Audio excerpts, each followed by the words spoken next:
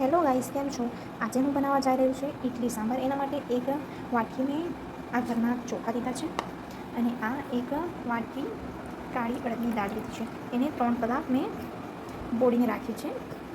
આ કાળી દાળ એટલા માટે યુઝ કરી છે કે અમારી પાસે વાળી દાળ નથી, તો એને બોળી નાખશો તો આવી રીતે એના છોતરા નીકળી જશે. તો હવે આમાં ચોખા અને દાળ નાખી દીધી છે ને આપણે ગ્રાઇન્ડ કરી લઈએ. ગ્રાઇન્ડ કર્યા પછી તમે જોઈ શકો છો ઇડલી માટે બેટર રેડી થઈ ગયું છે.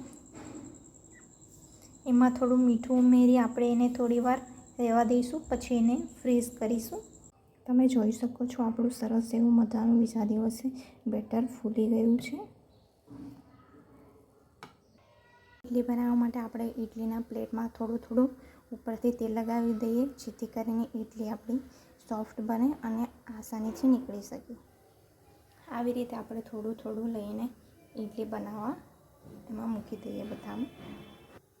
આ રીતે આપણે બધી પ્લેટમાં મૂકી દઈએ.